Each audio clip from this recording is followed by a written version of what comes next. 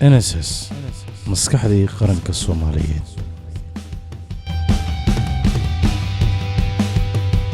taariikh kasta waxay leedahay geesiyaal muuqda iyo kuwa aan muuqan.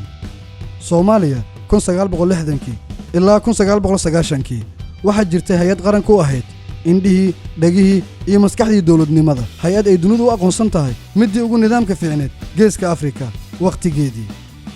Tani waa sheekada NSS maskaxdii qaranka.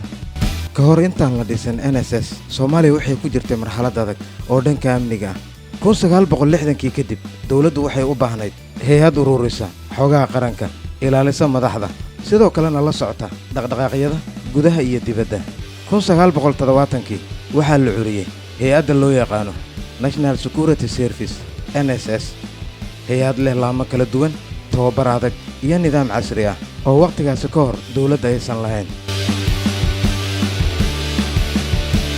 NSS waxay ahayd hay'ad si heer sare ah loo abaabulay. Waxay lahayd laanta gudaha, laanta dibadda, laanta ilaalinta madaxda, laanta xog ururinta qaranka iyo cutubyo qaas ah oo ku shaqeeya xog sir ah. Tababarkoodu wuxuu ahaa mid isku dhafan: military, cilmi baaris, su'aal ururin, kombiyuutarro hore iyo fahamka siyaasadda gobolka. Tababarrada waxaa lagu bixin jiray gudaha dalka iyo waddamada deriska. NSS waxay door weyn ka qaateen ilaalinta amniga gudaha. waxay kormeeri jireen dhaqdhaqaaqyada amniga waxayna soo ururin jireen warbixinadii muhiimka u ahaa dawladdii hore. hay'addaasi waxay lafdhabar weyn u ahayd amniga caasimadda, xasilinta adeegyada dawladeed, ilaalinta xarumaha muhiimka ah, kormeerka mas'uuliyiinta iyo safaaradaha dalka ku yaal. Hay'addu waxay door ka ciyaartay xiriirka gobolka.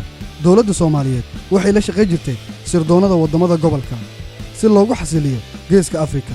xogaha ay la wadaagi jirtay waxay ahaayeen kuwa ku qotoma danaha qaranka. intii u dhaxaysay 1970kii ilaa 1980kii Soomaaliya waxay ku jirtay meel dhexe oo muhiim ah dhanka badweynta Hindiya, gacanka Cadmeed iyo gobolka geeska Afrika.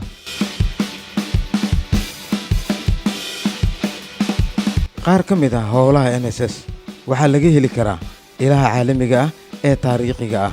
sidoo kale warbixinadaas waxay muujinayaan in hay'addu ay ilaalin jirtay safaaradaha Soomaaliya ee dibadaha ku yaal ee u soo ururin jirtay xogaha dhaqaale iyo siyaasadda gobolka.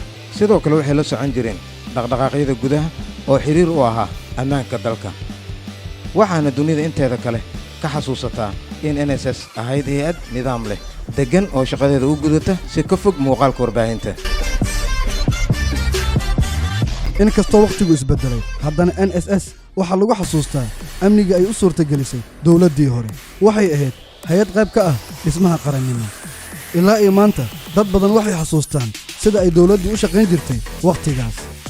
NSS waxay nagaga tagtay dhaxal leh laba weji: mid muuqda, nidaam ammaano iyo dawlad shaqaysa; midda qarsoon, shaqadii gudaha u ahayd difaaca qaranka.